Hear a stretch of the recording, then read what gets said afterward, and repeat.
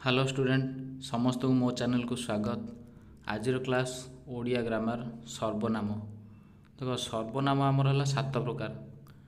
तेणु एग्जाम रे क्वेश्चन आसो कि गोटे शब्द पद दे है पचार ये की प्रकार सर्वनाम आम जानिले एग्जाम रे करिपरिया केतरा सर्वनाम 7 प्रकार कौन कौन केमिति कौन होउची ता रूल सब कौन अच्छी। तेणु एग्जाम रे आसो गोटे पद दब पचार की प्रकार ये सर्वनाम। सर्वनाम कौन देखिया सर्वनाम हूँ विशेष्य पद परिवर्ते व्यवहृत पद को आम सर्वनाम कह। ये विशेषण पद आउ अव्यय पद ता परिवर्ते मध्य व्यवहार करा जाए किंतु साधारणतः आम बेसिकली देखुचे विशेष्य पद परिवर्ते आमर व्यवहार कराउछि। ये व्यवहार कराले कौन हो वाक्य माने श्रुति मधुर आ त्रुटिपूर्ण हम बारंबार गोटा विशेष्य यदि आम बारंबार वाक्य आसुच्छी आम ता परिवर्ते सर्वनाम व्यवहार करदे वाक्यटा भल सुंदर लगे है। ये गोटा देख प्रसन्न भल पाठ पढ़े से पाठ पढ़ा सहित भल खेले है। ये आम देख प्रसन्न भल पाठ पढ़े प्रसन्न पाठ पढ़ा सहित भल खेले प्रसन्न भल नाचे प्रसन्न प्रतिदिन विद्यालय को जाए ये सब कले प्रसन्न जो विशेषटा बारंबार उच्चारित हम हेले जो आम लिखुचे एटा आउ भल लगे। तेणु ये प्रसन्न जगह से आम व्यवहार करदे से आमर भल लगे शुणा को कौन है श्रुति मधुर है आ त्रुटिपूर्ण है बारंबार से प्रश्नटा उच्चारित हैलानी। तेणु ये जो से को आम कह सर्वनाम पद ये विशेष्य पद परिवर्तित साधारणतः व्यवहार कराउछि। विशेष ये सर्वनाम पद विशेष्य पद पुणी कौन ये आमर विशेष्य पद बदल रे सर्वनाम पद बसे किंतु केतक क्षेत्र ये विशेषण पद वाक्यार्थ वाक्य परिवर्तन मध्य व्यवहार करा जाए है। विशेषण सर्वनाम पद आमर है 7 प्रकार।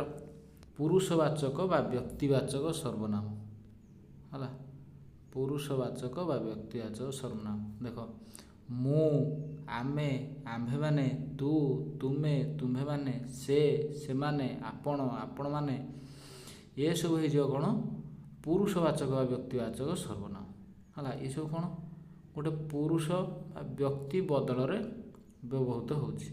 तेणु ये हो आमर पुरुष बा व्यक्तिवाचक सर्वनाम किमिति व्यवहार कर देख प्रथम पुरुष आमर कौन आम जाने कौन मु आम्भे माने है।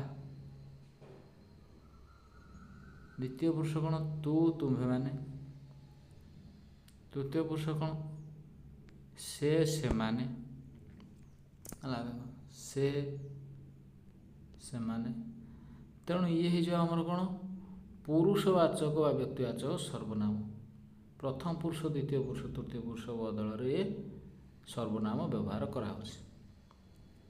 ये जो आमर पुरुषवाचक सर्वनाम।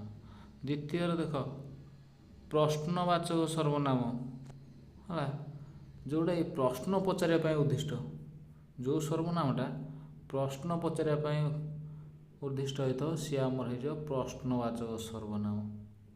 केमिति देख देशर प्रधानमंत्री नाम कौन ये कौन ये आमर हो प्रश्नवाचक सर्वनाम। तुमे किए देख तुमे तुमे हो प्रश्नवाचक सर्वनाम। किए कहे उत्कल दरिद्र किए क्यों है केउठी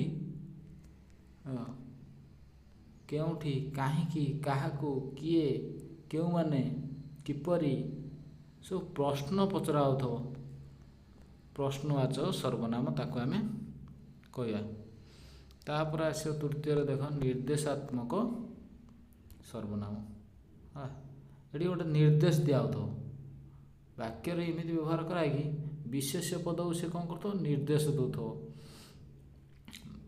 केमिति ये लोकटी चरित्रवान को लोक ये लोक गोटे लोक निर्देश कराई कहुच्छी यही ग्राम मोर जन्म ଏହି ଗ୍ରାମକୁ ଇଣ୍ଡିକେଟ୍ କରାହେଉଛି ବା ନିର୍ଦ୍ଦେଶ ଦିଆହେଉଛି। ସେ ମଣିଷ ନୁହେଁ, ଗୋଟେ ପଶୁ। କିଏ? ଏ ମଣିଷ। ଏଇ ବିଶେଷ୍ୟ ପଦକୁ ଇଣ୍ଡିକେଟ୍ କରାହେଉଛି। ଏଇ ବିଶେଷ୍ୟ ପଦକୁ ଇଏ କ'ଣ କରୁଛି? ନିର୍ଦ୍ଦେଶ କରୁଛି। କେଉଁ ଲୋକ? କେଉଁ ମଣିଷ? ସେଇ ମଣିଷ। ସେ ମଣିଷ ନୁହେଁ, ଗୋଟେ ପଶୁ। ସେହି ଶିକ୍ଷକ ନମସ୍ୟ। କେଉଁ ଶିକ୍ଷକ ନମସ୍ୟ? ସେହି ଶିକ୍ଷକ। ଏଇ ଶିକ୍ଷକ ବିଶେଷ ପଦକୁ ନିର୍ଦ୍ଦେଶ ଦିଆହେଉଛି, ନିର୍ଦ୍ଦେଶ କରି କୁହାହେଉଛି ସେହି ଶିକ୍ଷକ ବୋଲି। ତେଣୁ ଏଇ ଯେଉଁ ଆମର ନିର୍ଦ୍ଦେଶାତ୍ମକ ସର୍ବନାମ। ତାପରେ ହେଉଛି ତା କଥା ମୋତେ କହନା। କାହା କଥା? ତା କଥା। ଏଇ କଥା କାହାର କଥା? ଗୋଟେ ଲୋକର କଥା। ତେଣୁ ସେଠି ଉଭୟ ଅଛି ଆମର ବିଶେଷ୍ୟ ଇଏ। ତେଣୁ ତା ହେଉଛି ଆମର ନିର୍ଦ୍ଦେଶାତ୍ମକ ସର୍ବନାମ। ତାପରେ ହେଉଛି ଆମର ଆପେକ୍ଷିକ ବା ସମ୍ବନ୍ଧବାଚକ ସର୍ବନାମ।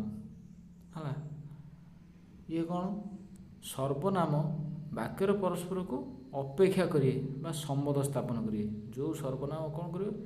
ବାକ୍ୟରେ ପରସ୍ପରକୁ ଅପେକ୍ଷା କରିବେ ଆଉ ସମ୍ବନ୍ଧ ସୃଷ୍ଟି କରିବେ। ଯେମିତି ଆମର କ'ଣ? ଦେଖ, ଯେମିତି ଆମର ଜଟିଳ ବାକ୍ୟରେ ଥିବ ଯେପରି ସେପରି, ଯେ ସେ, ଯେମିତି ସେମିତି, ଯାହା ତାହା, ସେଇଭଳିଆ ଏଥିରେ ଆପେକ୍ଷିକ ସର୍ବନାମ ସମ୍ବନ୍ଧବାଚକ ସର୍ବନାମରେ ସେୟା। ଦେଖ କେମିତି ହେବ? ଯେ ଦେଶ ଯାଇ ସେ ଫଳ ଖାଇ। ଦେଖ ଏଠି ଯେ, ସେ, ଇଏ କ'ଣ? ପରସ୍ପର ଭିତରେ ସମ୍ବନ୍ଧ ରହିଲା ବା ଇଏ କ'ଣ? ଅପେକ୍ଷା କଲା। ତେଣୁ ଇଏ ହେବ ଆମର ଆପେକ୍ଷିକ ବା ସମ୍ବନ୍ଧବାଚକ ସର୍ବନାମ। ଯାହା ଅନ୍ୟର ହିତକାରକ ତାହା ହିଁ ମଙ୍ଗଳ। ଏଠି ଯାହା, ତାହା, ଇଏ ହେବ ଆମର କ'ଣ? ଦୁଇଟା ବାକ୍ୟ ଇଏ କ'ଣ କରୁଛି? ପରସ୍ପରକୁ ସମ୍ବନ୍ଧ ରଖୁଛି। ଯାହା ତାହା ଦ୍ୱାରା ଇଏ ଯୋଗ ହେଉଛି। ଇଏ ଯେଉଁ ଆପେକ୍ଷିକ ବା ସମ୍ବନ୍ଧବାଚକ ସର୍ବନାମ। ତେଣୁକରି ଯେତିକି ପାରୁଛ ସେତିକି କାମ କର। ଯେତିକି ସେତିକି। ଯେପରି କର୍ମ ସେପରି ଫଳ। ଯେପରି ସେପରି। ଯାହାର ଲୁଣ ଖାଇବ ତାହାର ଗୁଣ ଗାଇବ। ଯାହାର ତାହାର। ଯେ ସେ, ଯାହା ତାହା, ହେଲା, ଯେତିକି ସେତିକି, ଯେପରି ସେପରି, ଯାହାର ତାହାର, ଏସବୁ ଲାଗିଲେ ଆମର ହେଇଯିବ ଆପେକ୍ଷିକ ବା ସମ୍ବନ୍ଧବାଚକ ସର୍ବନାମ। ତାପରେ ନେକ୍ସଟ ପଞ୍ଚମରେ ଦେଖ ନିର୍ଣ୍ଣାୟକ ସର୍ବନାମ। ଦେଖ ଯେଉଁ ସର୍ବନାମ ପଦ ବାକ୍ୟରେ ବ୍ୟବହୃତ ହୁଏ ବିଶେଷ୍ୟ ପଦକୁ ନିର୍ଣ୍ଣୟ କରିବ। ବିଶେଷ୍ୟ ପଦକୁ କ'ଣ କରିବ? ନିର୍ଣ୍ଣୟ କରିବ। କେମିତି ଦେଖ ନିର୍ଣ୍ଣୟ କରୁଛି? ଦେଖ ରାକେଶ ଓ ଦିନେଶ ଦୁଇ ସାଙ୍ଗ, ଉଭୟେ ଭଲ ପାଠ ପଢ଼ନ୍ତି। ଦୁଇ ଜଣ ହେଉଛନ୍ତି ଭଲ ସାଙ୍ଗ ଆଉ ଉଭୟ ମାନେ ଦୁଇ ଜଣ ଯାକ ଭଲ ପାଠ ପଢ଼ୁଛନ୍ତି। ଇଏ କ'ଣ? ଦୁଇ ଜଣକୁ ନିର୍ଣ୍ଣୟ କରୁଛି।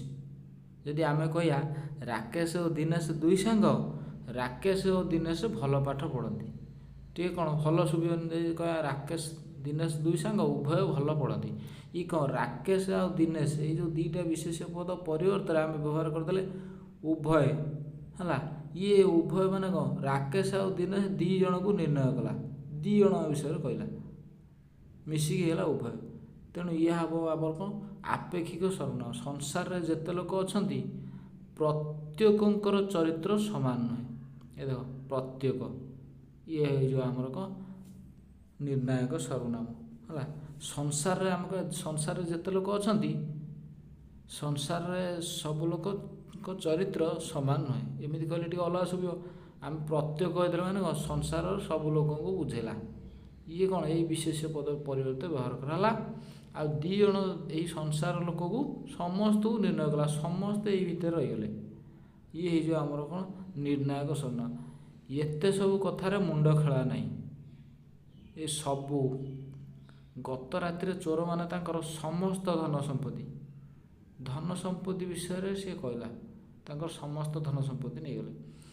ଅନ୍ୟ ଲୋକଙ୍କୁ ସମ୍ମାନ ନ ଦେଲେ ନିଜର ସମ୍ମାନ ବଢ଼େ। ଦେଖ ଏଇ ଦେଲା କ'ଣ? ଉଭୟ, ପ୍ରତ୍ୟେକ, ସମସ୍ତ, ସବୁ, ଅନ୍ୟ, ଅପର, ଇଏ ହେଇଯିବ ଆମର କ'ଣ? ନିର୍ଣ୍ଣାୟକ ସର୍ବନାମ। ତାପରେ ଆସିଯିବ ଆତ୍ମବାଚକ ସର୍ବନାମ। ଦେଖ ଆତ୍ମ ମାନେ କ'ଣ? ଆମେ ବୁଝୁଛେ ନିଜ। ହେଲା, ସେଇଭଳି ବ୍ୟକ୍ତି ବିଶେଷ ପରିବର୍ତ୍ତେ ବ୍ୟବହୃତ ହେଇଥିବ। ଯେମିତି ଦେଖ ନିଜ, ନିଜେ, ଆପେ, ଆପଣା, ଏସବୁ କ'ଣ ଆତ୍ମ ମାନେ ଆମେ ବୁଝୁନେ କି ଆତ୍ମବାଚକ ମାନେ କ'ଣ ଆତ୍ମକାହାଣୀ, ଆତ୍ମକଥା, ଗାଈର ଆତ୍ମକାହାଣୀ ଆମେ ପଢ଼େ ମାନେ କ'ଣ ଗାଈର ନିଜର ସେ କଥା ହେଲା, ଆତ୍ମକଥା, ଆତ୍ମକାହାଣୀ, ଅଟୋବାୟୋଗ୍ରାଫି ହେଲା। ତେଣୁ ସିଏ ହେଉଛି ନିଜ, ନିଜେ, ଆପେ, ଆପଣା ପ୍ରଭୃତି ସର୍ବନାମ ପଦକୁ ଆମର କୁହାହେବ ଆତ୍ମବାଚକ ସର୍ବନାମ ହେଲା। ଦେଖ ଆପଣା କଲା କର୍ମମାନ ଆଗୁ ହୋଇବ ସାବଧାନ। ଆପଣା, କିଏ ତୁମକୁ ଚିହ୍ନିଛି କି? ଆପଣାକୁ ଆପେ, ଆପଣାକୁ ଆପେ, ଆପଣା, ଆପେ, ଇଏ ହେଇଗଲା ଆତ୍ମବାଚକ ସର୍ବନାମ। ନିଜର ଦୃଷ୍ଟି ପାଇଁ ନିଜେ ପ୍ରାୟଶ୍ଚିତ କରିବା ଦରକାର। ନିଜ, ନିଜେ, ଆପଣା, ଆପେ ହେଲା, ଏସବୁ ଆମର ହେଇଯିବ ଆତ୍ମବାଚକ ସର୍ବନାମ। ଲାଷ୍ଟରେ ଆସିବ ଆମର କ'ଣ ସମୁଚୟୀ ସର୍ବନାମ। ଯେଉଁ ସର୍ବନାମ ପଦ ବିଶେଷ୍ୟ ପଦ ପରିବର୍ତ୍ତ ହେବା ସହିତ ଦୁଇଟା ବାକ୍ୟକୁ ସଂଯୋଗ କରିବ। ସେ ବିଶେଷ୍ୟ ପଦ ପରିବର୍ତ୍ତ ବ୍ୟବହାର ହେଇଥିବ ଆଉ ଦୁଇଟା ବାକ୍ୟକୁ ସଂଯୋଗ କରୁଥିବ ହେଲା। ସେଠି କ'ଣ ସମ୍ବନ୍ଧବାଚକ ବିଶେଷ୍ୟ ପଦ, ବିଶେଷ ସର୍ବନାମ ପଦ, ସିଏ ଆମର କ'ଣ ଦୁଇଟା ବାକ୍ୟକୁ ସଂଯୋଗ କରୁଥିଲା କିନ୍ତୁ କ'ଣ କରୁଥିଲା ସମ୍ବନ୍ଧ ବା ଅପେକ୍ଷା କରୁଥିଲା, ଆପେକ୍ଷିକ ବା ସମ୍ବନ୍ଧବାଚକ ସର୍ବନାମ ପଦ। କିନ୍ତୁ ଏଠି କ'ଣ ହେଇଯିବ ଦୁଇଟା ବାକ୍ୟକୁ ସିଏ କ'ଣ କରିବ ସଂଯୋଗ କରିବ କିନ୍ତୁ ଗୋଟେ ବିଶେଷ୍ୟ ପଦ ପରିବର୍ତ୍ତେ ସିଏ ବ୍ୟବହାର ହେବ ହେଲା। ଦୁଇଟା ବାକ୍ୟକୁ ଆମର ସଂଯୋଗ କରିବ, ତାକୁ ଆମେ କହିବା ସମୁଚୟୀ ବା ସମୁଚୟ ବୋଧକ ସର୍ବନାମ ପଦ। ଦେଖ ଏମିତି ଲୋକ କେହି ନାହିଁ ଯେ ଜୀବନର ଥରକ ପାଇଁ ମିଛ କହି ନାହିଁ। ସେଠି କ'ଣ ହେଇଥିଲା ଦୁଇଟା ରହୁଥିଲା, ଦୁଇଟା ବାକ୍ୟ ପାଇଁ ଆମର ଦୁଇଟା ସର୍ବନାମ ପଦ ବ୍ୟବହାର କଲା। ଇଏ କ'ଣ ଦୁଇଟା ବାକ୍ୟକୁ ସଂଯୋଗ କରୁଛି କିନ୍ତୁ ଗୋଟିଏ ଦେଖ ମଝିରେ ଯେ, ସେଇଟା ଦେଖ ବହୁତ ଲୋକ ଯହିଁ ମିଳି ଅବଶ୍ୟ ଉପଜୟୀ କଳି ତହିଁ ଯହିଁ। ମୋ ଜୀବନ ପଛେ ନର୍କେ ପଡ଼ିଥାଉ ଜଗତ ଉଦ୍ଧାର ହେଉ ମୋ, ତୁହି ମୋର ନେତ୍ରର ସଂଖାଳି। ଏଠି ହେଇଯିବ ତୁହି, ଇଏ ସବୁ ଆମର ହେଇଯିବ କ'ଣ ସର୍ବନାମ ପଦ। ଦେଖ ଯାହା, ଇଏ ଆମର ସର୍ବନାମ ପଦ। କି ସର୍ବନାମ? ସମୁଚୟୀ ସର୍ବନାମ ବା ସମୁଚୟ ବୋଧକ ସର୍ବନାମ ପଦ ହେଲା।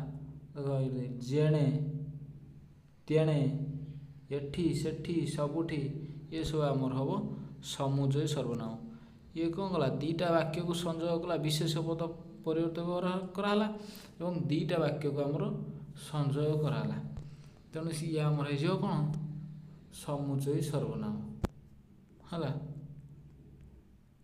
ତେଣୁ ସର୍ବନାମ ସରିଲା। ଆର ଗୋଟେ ଲମ୍ବା MCQ ଆଣିବା ସବୁ ମିଶେଇକି। ଭିଡ଼ିଓଟି ଭଲ ଲାଗିଲେ ଲାଇକ୍ କରିବେ, ଚ୍ୟାନେଲକୁ ସବସ୍କ୍ରାଇବ୍ କରିବେ।